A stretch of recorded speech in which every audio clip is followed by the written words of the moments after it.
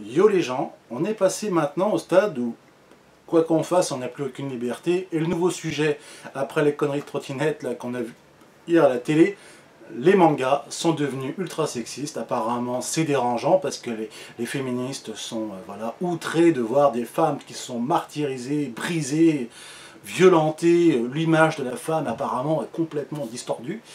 Je crois qu'il faut quand même qu'on vous remette un peu dans le contexte. Une bande dessinée, c'est une liberté de l'esprit pour donner un fantasme d'inventer des scénarios qui n'existeront jamais. Quand une personne critique le manga, et que surtout quand tu prends des œuvres de qualité pour chier dessus, il faut quand même que tu aies une argumentation qui tienne la route. Alors, la personne de chez France Info qui me sort que Nicky Larson, c'est ultra sexiste et tout ça.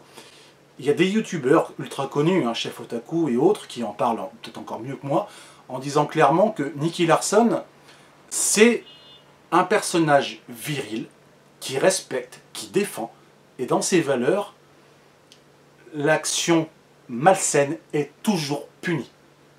Il n'y a pas marqué que le crime ne paie pas, ou à savoir que le mec peut en profiter, il s'en prend toujours une parce que c'est interdit. Même moi qui ai grandi depuis le Club Dorothée et autres, j'ai mangé du manga avec plaisir. C'est pas pour autant que j'en suis devenu un psychopathe ou un tueur en série ou un violeur et autres. Il y a un moment, il faut qu'on arrête un petit peu le délire. Parce qu'on est plus de 1 à 10 millions de jeunes, aujourd'hui d'adultes de 25 à 35-40 ans, qui ont vu des mangas, qui nous ont fait rêver, qui sont diversifiés, et que ces scènes, elles sont classiques. Se prendre un coup de maillet dans la gueule parce que tu agis mal, c'est dire dans la réalité, on ne fait pas ça. Point barre. Le message est simple. C'est comme quand tu vas à l'école. Tu fais ceci, tu ne fais pas ça. Là, il n'y a pas de mystère. Nicky Larson, c'est une œuvre qui repose sur différents codes, sur le fait de respecter. Donc ça, pour moi, excusez-moi, il a le côté pervers, mais c'est un côté d'amusement. C'est comme dans des films. Il y a un moment, il faut qu'on arrête MeToo de faire le côté sexiste. Oh, les machins, les femmes sont martyrisées. Et il y a un moment, il faut qu'on arrête un peu le délire. Alors, Fruits Basket, j'ai adoré ce manga dans les années 2000. Je tiens à dire, Toru Honda, si tu as lu tous les tomes, parce qu'il faut quand même prendre une histoire complète et me la raconter, l'histoire. Elle a été hébergée parce qu'elle vivait dans la rue. Donc, pour dédommager les personnes qui l'ont accueillie gentiment sans rien demander, elle a proposé de faire du ménage, et maintenant c'est l'image, oh la femme au foyer. Je connais tous les mangas de la Terre, les trucs sexistes, j'en ai plein. Enfer et Paradis, Tango Tange. Tu as aussi GTO, c'est le professeur qui a le côté avec des idées perverses et compagnie. C'est un amusement, c'est un truc de détente. Je pourrais te suivre tous les trucs du style... Qu'est-ce qu'on aurait... Parce que la liste est longue, hein. Gunslingers. Girl. C'est un manga aussi qui pourrait faire côté le côté lolicon. C'est une fausse image parce que c'est la relation frère-sœur qui se protège et qui est entre la mort et un amour. Donc, si on part dans ce genre de délire, oui, les mangas sont différents. Il y a un côté noir, il y a un côté positif, il y a un côté classique, d'aventure, de mélange. Le truc de One Piece, de la femme qui se développe, c'est une fantasmagorie. Dans le sens que ce sont des auteurs japonais qui font ce qu'ils veulent. C'est pas une œuvre française, c'est une culture qui a une façon de le faire pour le plaisir. Tu vas pas leur critiquer dessus. Moi, je suis désolé, le manga, ça fait... quand depuis tout petit, j'ai pu le voir en dessin animé comme tout le monde. J'ai commencé à... Quand c'est sorti à la fin des années 90, ça a commencé à me plonger dedans. Excuse-moi, j'en ai mangé. Est-ce que autour de moi, ceux que je connais ont fini complètement, voilà, sans respecter l'image de la femme? Non. Donc à un moment, il faut qu'on arrête de nous prendre pour des poires.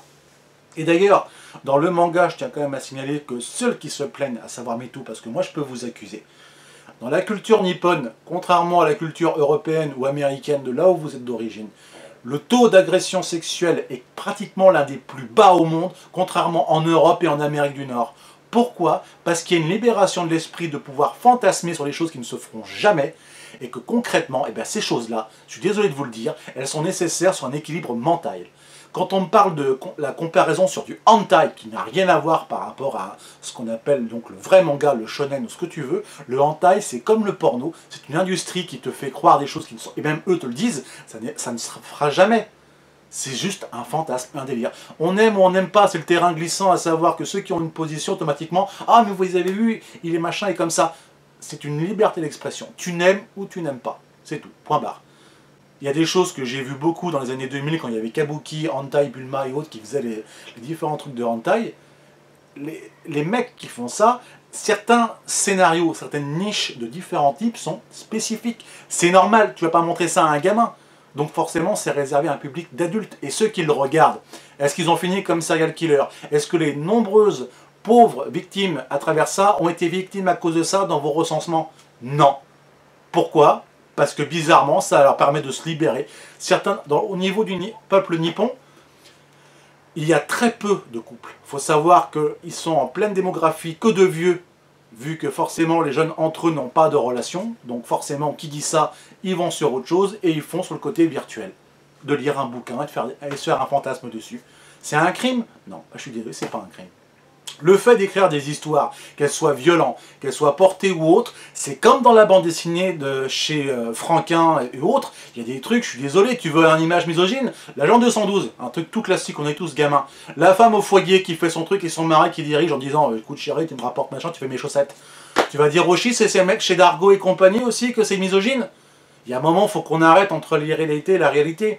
Il faut respecter la femme, il faut faire en sorte que c'est vrai, la femme est dans un couple, c'est 50-50. Ce côté machin, c'est bon. Il y a un moment, il faut qu'on arrête de nous prendre la pomme sur ça. Il y a autre chose dans la vie qui est quand même beaucoup plus grave que ça. Le manga, je suis désolé, moi j'en ai vécu. Je pense que je suis un excellent dans ce domaine, comme beaucoup d'autres, à vous dire une chose. J'ai jamais confondu le fait de prendre ça comme scénario et l'impliquer dans la vie pour être ce que le personnage fait subir à l'agent féminine. C'est un délire, c'est un fantasme. Donc je tiens juste à dire, il y a des gens, c'est comme à l'époque au début des années 90 entre les jeux violence et le sexe, vous mélangez toujours tout pour prendre ce qui vous intéresse, pour dire après, ah vous avez vu, ce sont des gens, ce sont des machins, patati patata. Il y a un moment, il faut qu'on arrête quoi. Il y a un moment les gars, il faut se calmer un petit peu. C'est du dessin. C'est comme l'histoire de Natacha, l'hôtesse de l'air, il y a un côté érotique. Si vous voulez qu'on fasse sur l'image de la femme, je peux aussi spoiler sur le fait de cat size. Les femmes qui utilisent leur charme pour draguer les hommes, pour obtenir ce qu'elles veulent, pour pouvoir voler. C'est pas un cliché. C'est juste une histoire. Si je vous prends Laura et la passion de la vie pour l'œuvre théâtrale de la petite, de sa professeure qui l'a fait pourrir, qui montre une image de femme violente et compagnie, c'est pareil.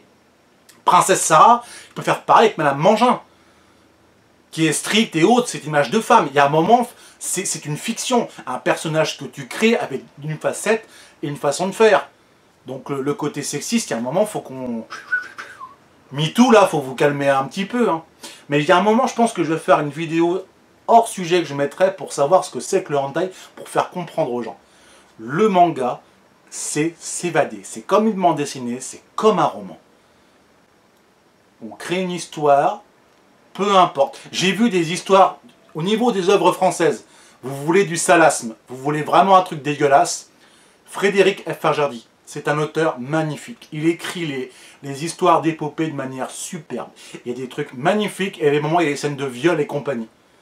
Tu peux lire Le voleur de vent ou Les foulards rouges, tu as des scènes tellement glauques qui sont au niveau de l'écrit, au niveau de la littérature, que je suis désolé, la seule différence entre le manga, ce qui est représenté, et ce qu'on écrit dans un bouquin, c'est la même chose. C'est une œuvre qu'on écrit. Une œuvre, c'est pareil. C'est comme pour Lady Oscar. La fameuse scène où André lui retire le chemisier à la fin pour lui dire que tu es une femme, assume-le. Dans le manga original, c'est une scène à moitié de viol parce qu'il est tellement fou amoureux de Lady Oscar, ce qu'il n'a pas à se faire. Pour la censure, on l'a fait. C'est une histoire, c'est une fantasmagorie de... Excusez-moi si je le prononce mal, un peu, en même temps je m'en fous. Mais il faut qu'on arrête avec ça. Franchement, il y a un moment, les gars, il y a un délire, quoi. MeToo, c'est quoi des personnes, quand tu ne connais même pas l'entité, qui font leur malin sur Twitter pour dire que oui, l'esprit de la femme, machin et compagnie. Mais il y a un moment, il faut qu'on arrête, quoi.